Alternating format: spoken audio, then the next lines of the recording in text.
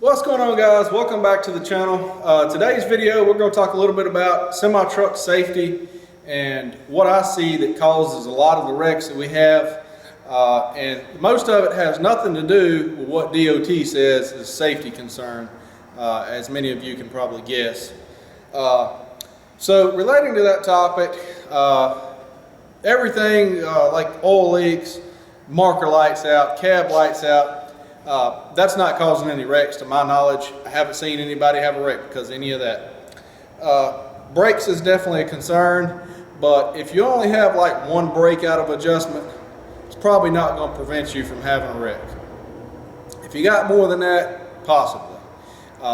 Tires and wheels, all that's very important. You don't want any loose lug nuts or cracked wheels and wheels running off, because that can definitely hurt or kill somebody.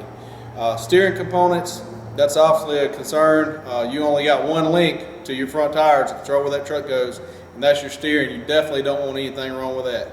But all the other little stuff that they nitpick, like a marker light or a cab light, that's only to generate revenue as far as I'm concerned. I don't see, if you've got 5 marker lights down the side of the trailer, if you got one out and somebody runs into you and say it's because you had one marker light out, they're blind as a bat and they don't need to be driving. Now if you got like 2 lights on the whole trailer that ain't working, yeah, then that's an issue. But just one, I don't see where that's a big concern, as long as you're trying to get it fixed. If they stop you and say, hey, you got a light out, did you know, that should be the end of that. I don't see no reason why you should get a ticket if it just happened or whatever. But anyway, I'm sure there's some people out there that probably drive around with half of them out. But anyway, that's not what I see that's causing the wrecks. The biggest thing that I see that's causing the wrecks is inexperienced drivers. The driver training program is ridiculous.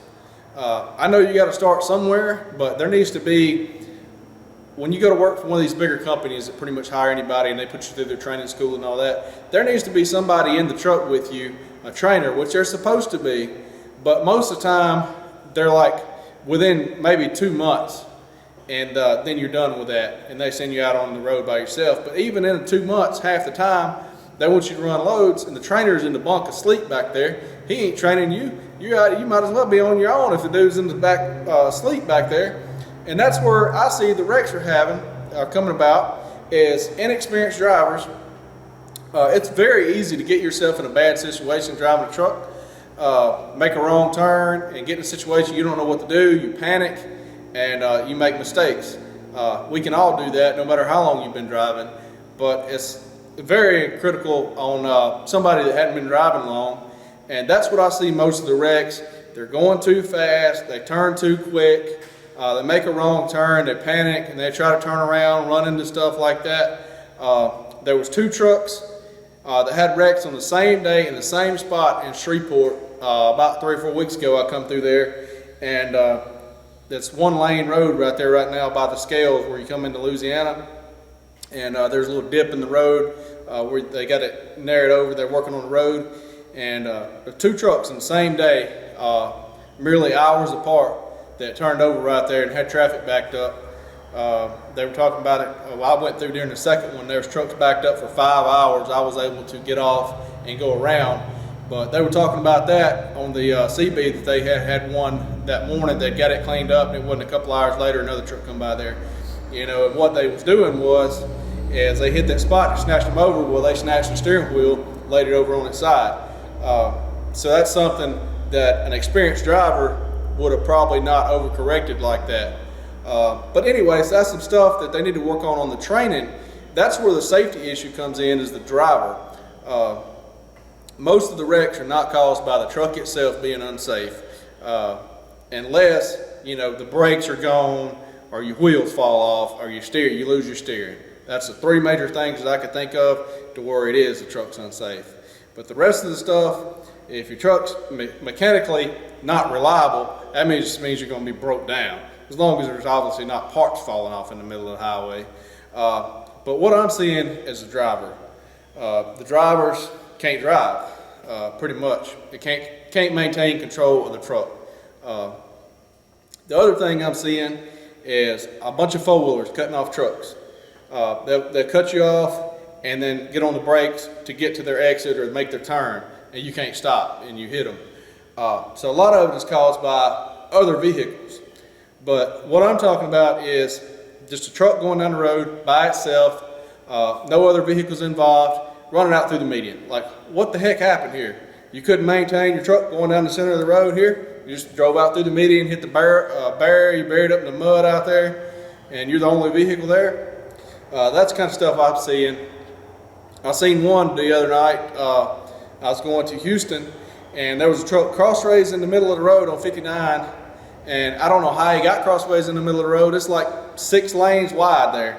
He was crossways in the middle of the road as a topped over hill, and the front of his truck was off in the ditch. I don't know if he was trying to turn around, he pulled up too far, dropped the front end off. They had a big wrecker out there hooked to him trying to drag him back. I don't know what went on there. I don't know how he got crossways in the road. But anyway, that's the kind of stuff I see. It's nothing to do with the safety of the truck itself for the most part that I see.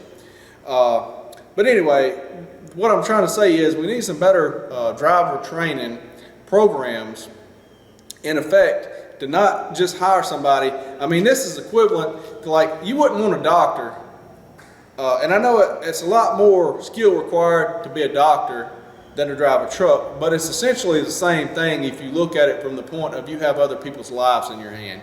You wouldn't want a doctor doing surgery on you that had too much training. So why do you want a truck driver driving down the road that's been driving for 2 months by itself? It doesn't make sense. And that's exactly what we have going on, and why the wrecks, happen the way that they do from what I'm seeing. So we need a better driver training program, and making it harder to get a CDL is not necessarily going to change things, because you really don't learn a whole lot as far as the actual driving process during you getting your CDL, that sort of thing. You're going to learn from on-the-job experience, but you need to be able to learn, not just be thrown in a truck and say, hey, like, go to California. When you've never been to California and you've never driven a truck.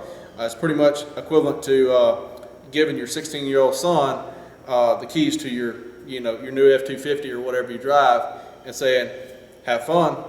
You just got your license last week, have fun. It's pretty much, and then act like you're surprised when they call you and tell you he's wrecked it, or he calls and says he's wrecked it.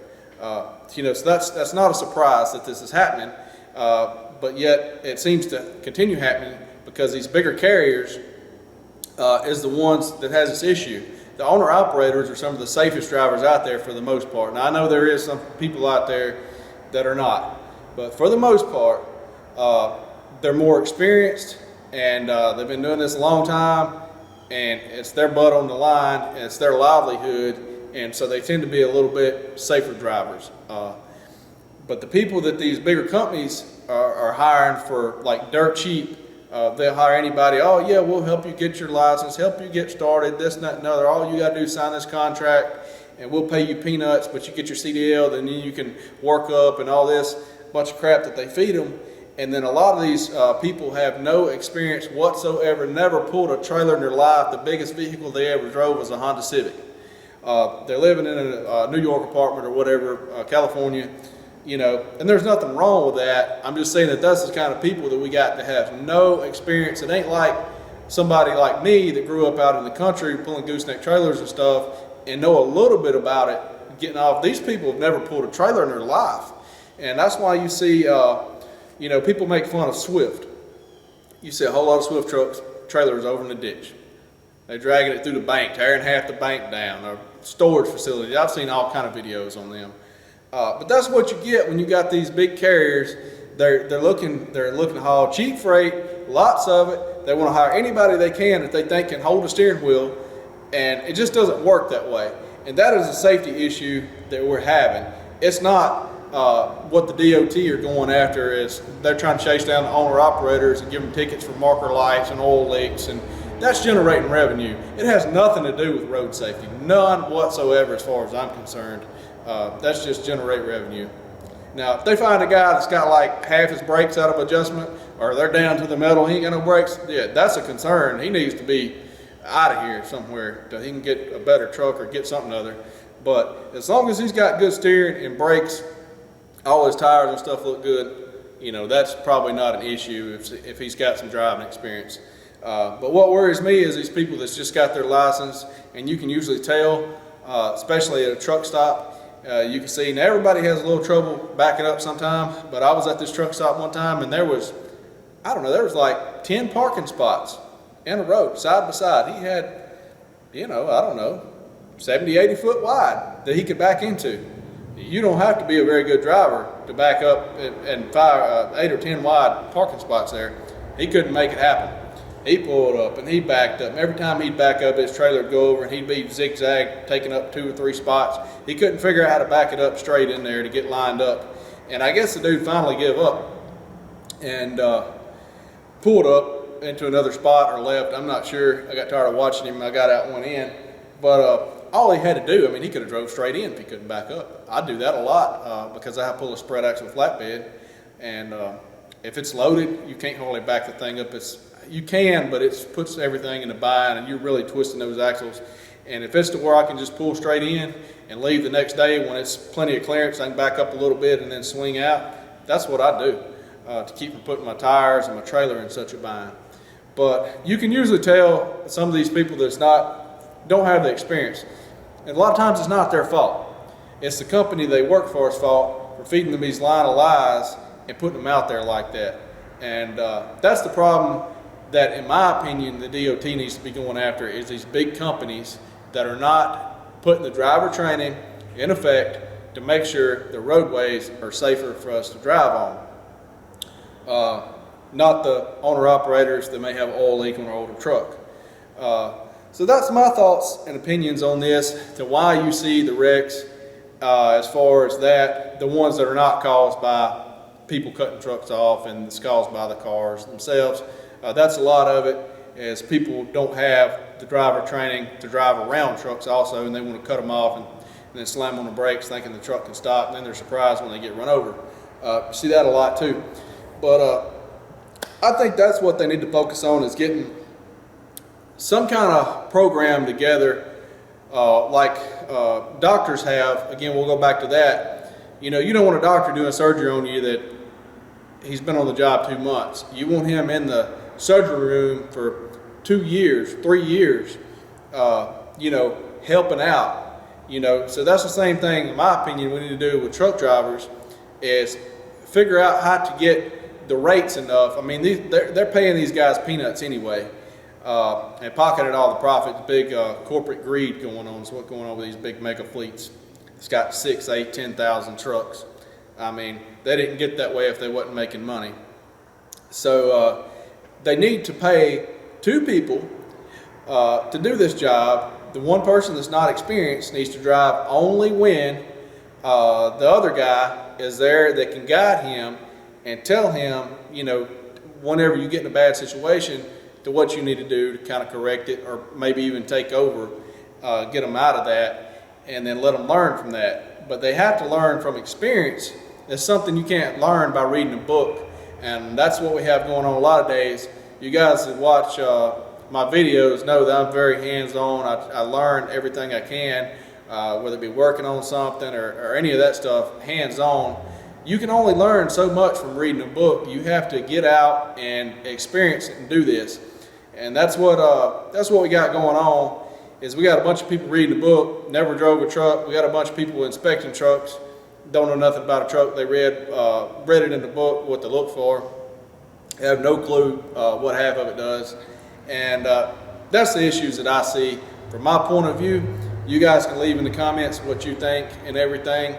That's what I see. I think there needs to be some kind of driver training, a little bit better driver training that would help out a lot on this. And it's mostly the mega carriers that's doing this. The smaller companies generally hire somebody that is a little more experienced so that they don't have to put forth the time and effort to train them. So they usually want somebody with 2 to 3 years experience already, so they don't have to go through that. But it's the mega carriers that you see advertising. You don't have to have any experience. Come straight out of your apartment and come over here. You've never known nothing about a truck, never seen a truck. Just hop in and we'll put you driving. In 6 weeks, you'll be good to go, earning all this big money, and you'll be great. And then next thing you know, 2 weeks in, the guy's had a wreck, either hurt himself or hurt somebody or worse. If you look at, I think there was a video I seen here a while back on one of the towing channels. I think it was Ron Pratt or somebody. He had pulled this guy had made a delivery and pulled out onto the road and swung over too far, dropped his truck off in the ditch, got it stuck, almost turned the truck over, and they had to pull it back up. And they asked the guy, "Oh yeah, you've been, how good's this pay pretty good?" And the guy's like, "Oh no, I ain't even got my first check." And sadly, that's what you see a lot of times, as these big companies hiring them and you know, putting them out there. And you know, it's the company's fault for putting them out there. You know, the guy's just trying to earn a living, and he don't know any better, and he's trying to learn. He needs some help. You can't just put somebody out there that has no experience and say, "Here, go to California," you know, and expect them not to make an error. And unfortunately, when you make an error, when you drive a big truck, it's usually a big error. You know, it's not a $5 fix or $10 fix. You know, it's thousands, hundreds of thousands of dollars to correct, if not somebody's life. It's that's why I say it's kind of like being a doctor. You know, it doesn't require as much skill as being a surgeon, but you still got other people's lives in your hands, and so you need a little more training for people that's never been around it. That's my opinion. Now, I'm not saying making it impossible for anybody to get a CDL, because that's what I'm sure somebody's going to take this as, and that's not what I'm saying. You know, I don't see any need to make any changes to get the CDL part, but there needs to be some more changes for these bigger companies that's hiring people that has no background of any kind of experience and just putting them in a truck and saying, "Hey, here you go." So anyway, that's my thoughts. Let me know what you guys think in the comments. This video, I'm sure, is getting pretty long. And what you think, what you guys see. Thanks for watching the video. We'll see you guys in the next one.